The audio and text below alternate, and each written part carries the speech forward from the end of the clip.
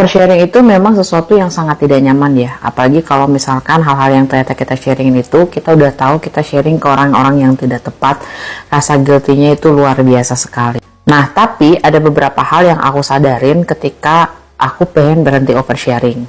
Yang pertama itu adalah aku menghindari pertemuannya. Aku nggak tahu apakah kamu bisa menghindari pertemuannya atau enggak, tapi biasanya aku mengurangi kemungkinan oversharing itu dengan menghindari janjian dimana aku bakalan pergi lama dengan orang-orang yang dalam tanda kutip aku nggak bisa trust kalau aku cerita. Kedua, biasanya kalau misalkan aku bakalan pergi sama orang-orang yang memang tidak terelakkan, ini misalkan aku harus cerita, harus ketemu, itu biasanya aku berpikir kira-kira apa ya pemicu aku cerita sama mereka gitu. Ternyata itu tuh disebabkan kalau misalkan kita pergi sama seseorang dan ternyata orang itu tuh kita lama tiba-tiba ada berhenti jeda, aku tuh biasanya kayak ngerasa guilty, kayak harusnya nggak ada keheningan gitu, jadi kayak pengennya harus ada terus bersuara, terus ada ngobrol dan lain-lain. Jadi nemuin faktor kenapa kita bisa oversharing itu harus penting banget. Kalau buat aku tuh oversharing kalau udah kelamaan sama satu orang, dari mulai pembicaraan yang bermakna sampai tidak bermakna.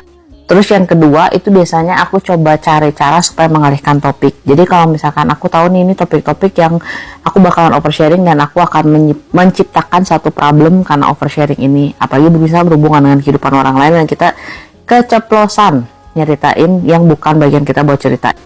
Aku bisa cari topik. Terus yang ketiga adalah mensimulasikan ketika bertemu. Jadi kalau misalkan ini konyol sih, tapi aku mensimulasikan sih gue mau kan ngobrol apa ya gini-gini ini. Nah biasanya kalau misalkan kita udah mensimulasikan itu, memprediksikan apa yang kita omongin, aku sih kebantu banget dengan membayangkan. Karena sebenarnya nggak semua orang pengen dengerin semua cerita kita berlebihan. Yang keempat itu adalah belajar untuk ngedengerin. This is hard, tapi aku mencari cara supaya bisa ngedengerin. Contohnya misalkan ketika dia cerita, aku udah siapin kayak ballpoint buat cetak-cetok. Jadi aku sembari atau misalkan aku bawa sesuatu yang misalkan perlu aku lepas kayak bawa stiker lah atau apa. Jadi sembari dengerin, sembari dia ngeliat dia, sembari ngelepasin gitu. Atau apapun yang bisa mendistract aku untuk memotong pembicaraan dan overshare.